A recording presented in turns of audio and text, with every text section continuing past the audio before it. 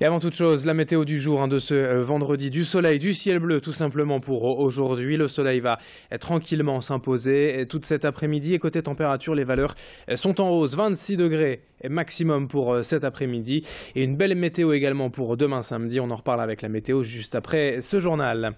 Mais l'information à la une aujourd'hui dans la métropole lilloise, c'est en sport, le grand début des championnats de France d'athlétisme élite.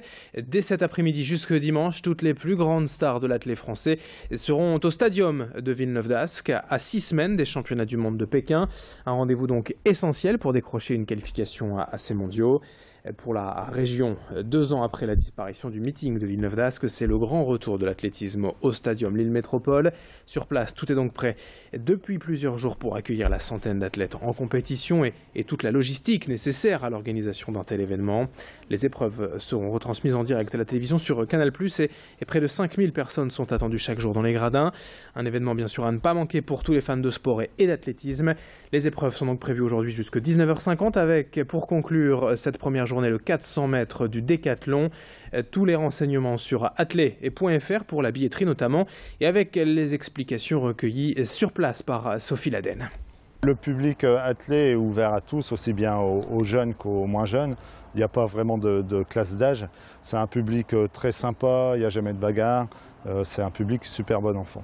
On vient voir une compétition d'athlétisme tout plaît. Il faut juste simplement prendre le temps de regarder chaque discipline tranquillement.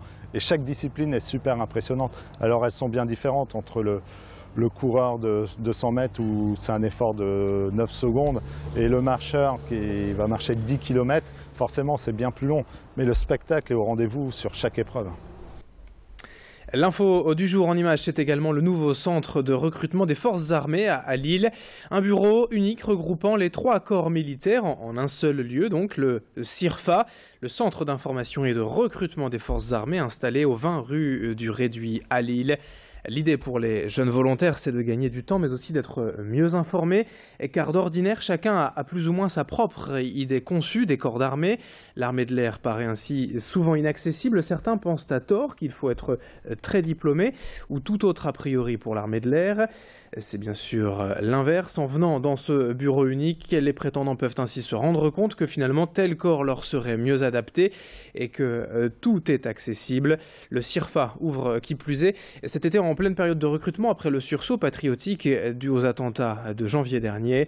Des milliers de jeunes doivent être recrutés en 2015 en France avec à chaque fois la possibilité surtout d'être formés, d'apprendre un métier durant sa période d'engagement. Explication en détail au micro de Xavier Silly. Déjà de manière nationale, avec les attentats, donc il y a eu une recrudescence en matière de recrutement. Et nous, on a constaté en tout cas sur le bassin Nord-Pas-de-Calais, en tout cas que les jeunes étaient encore plus intéressés. Et il y a eu un pic dans le recrutement, surtout au mois de mars. Donc il y a eu une grosse prise de conscience, je dirais, pour les jeunes candidats.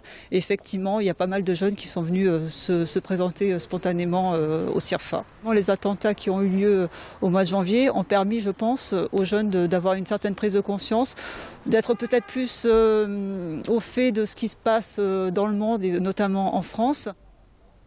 En ce vendredi aussi, veille de week-end, on enchaîne avec une belle idée de sortie et pour toute la famille. Pour fêter les 3 ans du bassin minier au patrimoine mondial de l'UNESCO, une grande chasse au trésor est organisée durant tout l'été.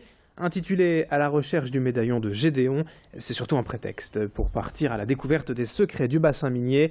Et concrètement, grâce à un livret d'énigmes, de rébus et d'indications précises, les participants doivent trouver les indices les menant au fameux médaillon.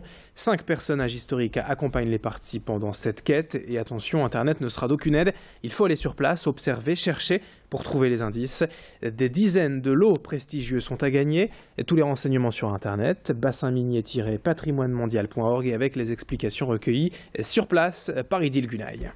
Ce qu'on raconte dans ce livret est une histoire inventée, mais on voulait quand même être en écho de la réalité de ce qui s'était passé. Donc on va retrouver des personnages qui sont un peu typés par rapport à ce qu'étaient les caractéristiques des compagnies minières.